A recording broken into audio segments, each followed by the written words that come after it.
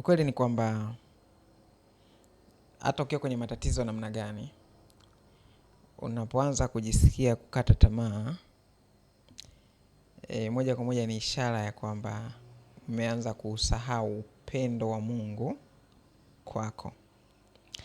Kwa sababu upendo wa Mungu unaashiria kwamba kama Mungu ananipenda, basi kwa vyovyote vile ana mpango wa kunitoa kwenye haya matatizo.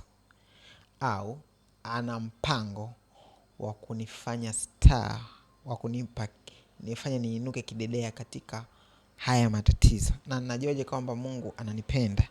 Neno la Mungu linasema wazi kwamba kwa maana jinsi hii Mungu aliupenda ulimwengu akamtoa mwanae. Kwa hiyo neno halikutaka linipe kithibitisho kingine kwa sababu sio kwa sababu havipo, lakini ni kwa sababu ni vidhaifu. Ni kitu gani kingine ambacho Mungu anaweza akakitoa kuliko mwanae? Akipo, ni kweli amekupa pumzi, amekupa uhai, amekupa na akili, amekupa umeenda na shule. Lakini kikubwa zaidi alichokifanya Mungu na ambacho anataka wewe usimamie ni kwamba amekupa Yesu. So kama Mungu ananipenda kiasi cha kunipa Yesu, Warumi inasema atakosaje kunikirimia na mambo mengine? Atakosaje kunitoa kwenye changamoto?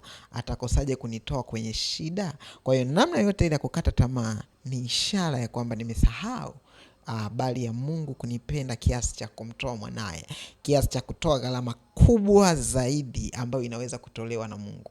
Na kama alikuwa amenipenda kiasi cha kuweza kutoa gharama kubwa namna ile, unanitakaje kunishawishi kwamba hataweza kutoa gharama hii ndogo, hii eti ya afya, hii gharama ndogo eti ya pesa, hii gharama ndogo eti maisha magumu? Nadhani maisha magumu, pesa, afya na matatizo yote ambayo unaweza kuwa nayo hayafikii gharama aliyotoa tayari kwa kumtoa Yesu Kristo kwa ajili yako. So nakurudisha katika upendo wa Mungu kwamba kwa sababu hakutuzuilia Yesu Kristo akamtoa, atakutoa kwenye changamoto yote.